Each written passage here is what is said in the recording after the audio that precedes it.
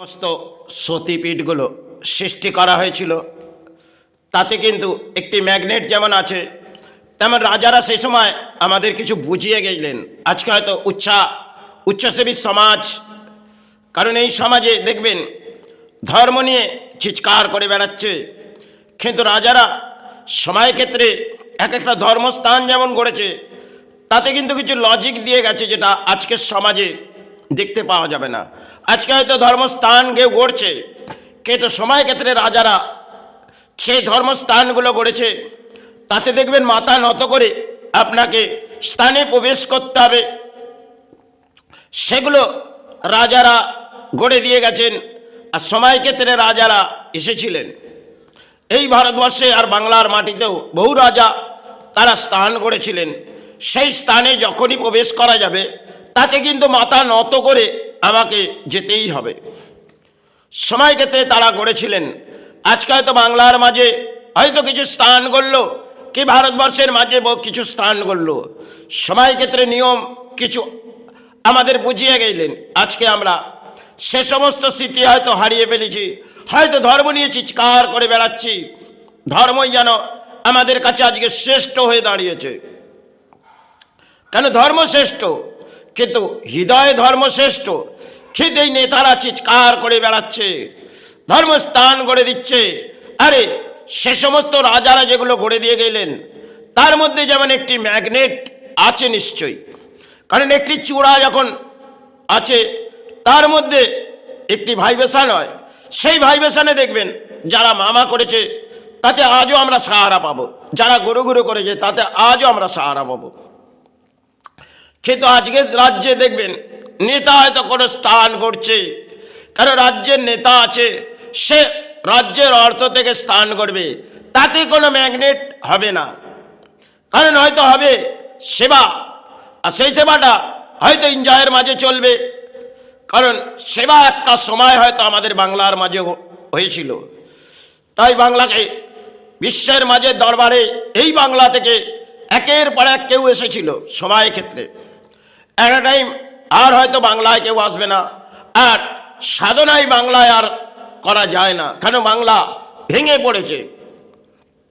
বাংলার দুরবস্থা সেটা তো সাধারণ থেকে মধ্যবিত্ত সবাই বুঝে নিয়েছে যে বাংলা কোথায় ধর্মের মাঝে গিয়ে এসেছে।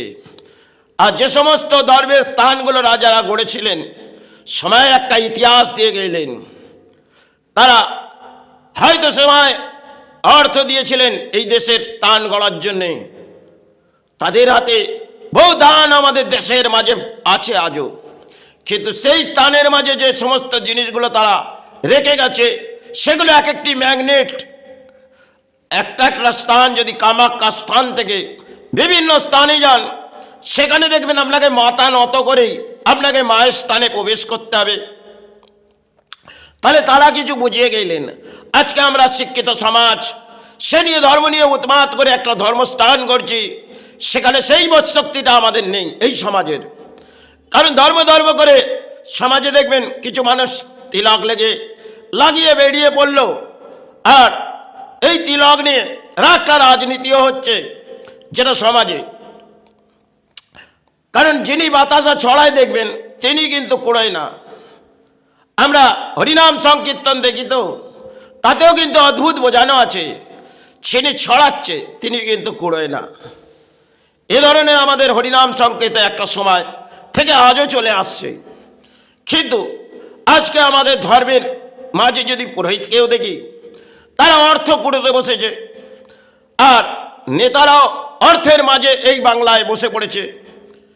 তাহলে এই জায়গা ভেঙে পড়েছে এই বাংলা, যেখানে আজকে বর্তমান সময় শিক্ষাসেবী সমাজ, এই সমাজে দেখবেন যিনি জ্ঞান আবির্ভাব করে যাচ্ছে, হয়তো তাকে কি মহাপ্রভু দিয়েছিলেন, তিনি যে ব্যাখ্যাগুলো করছেন আমাদের রানী এসে অপূর্ব ব্যাখ্যা হয়তো করছেন, তাহলে তিনি হয়তো জগন্নাথ মন্দির করে আদেশ পেয়েছিলেন যে ব্যাখ্যাগুলো উনি রানী আমাদের রাজ্যের মাঝে এই রাজ্যের মানুষকে শোনাচ্ছে। শ্রীকৃষ্ণ এই বলেছে। আরে একটা জিনিস যদি ভাবা যায়, আমাদের ব্যাখ্যাগুলো আমাদের গুরুরা ছাড়া আর কেউ বুঝতে পারে না।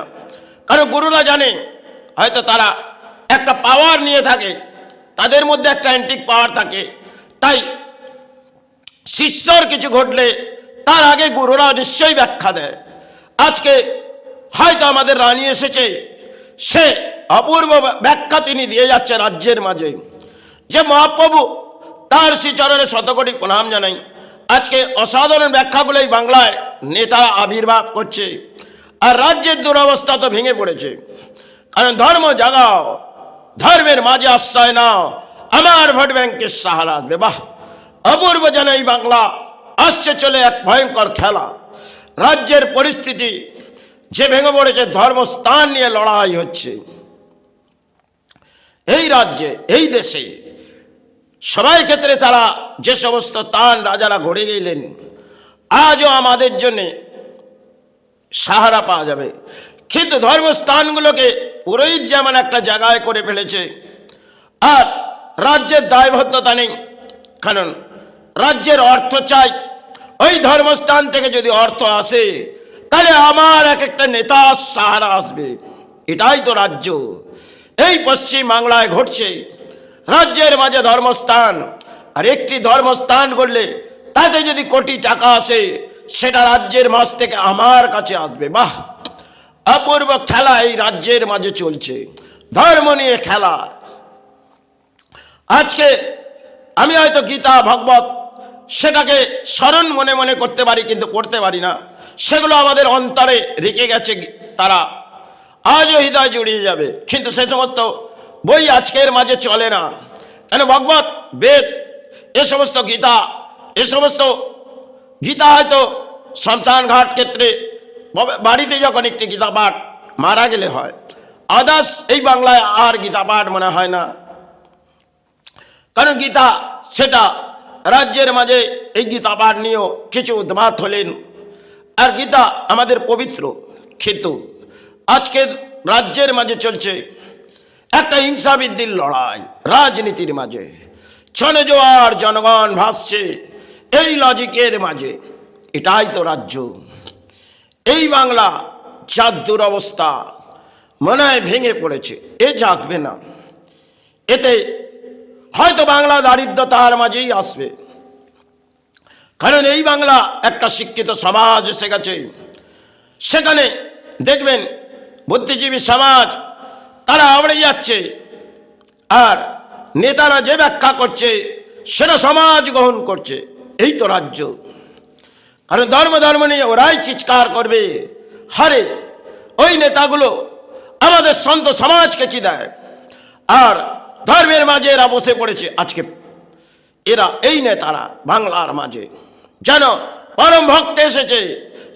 তারা পরম ভক্ত, যারা সাধনা করেছে তারা তো সে সময় ক্ষেত্রে করে গেছে। তারা কেউ মা করে চিৎকার করেছে, কেউ গুরু করেছে। আজকে পরম ভক্ত এসে গেছে নেতা বাংলার মাঝে। তারাই ধর্ম জাগাবে, আর তারাই ধর্ম জাগাতে এসছে। কেন? রানী যে ব্যাখ্যা বলছে সেটা সমাজের মানুষ গ্রহণ করছে। কেন? রানী শ্রীকৃষ্ণ সম্বন্ধে অপূর্ব ব্যাখ্যা করলেন বটে, কিন্তু গীতা, ভেদ, ভগবত এগুলো তো আমাদের অন্তরে রাখা উচিত। আজকে সমাজের মানুষের কাছে অর্থই হচ্ছে সব থেকে বড় প্রধান ধর্ম। সমাজ লোটো, অর্থ বসস্থানে নিয়ে আসো। এই তো সমাজ। এই সমাজের দুরবস্থা ভেঙে পড়েছে, তাই সমাজ জাগবে না। এই সমাজ থেকে, ধর্ম থেকে শ্রীচরণে চলে যাওয়াই ভালো। জয় গুরু, জয় মাই।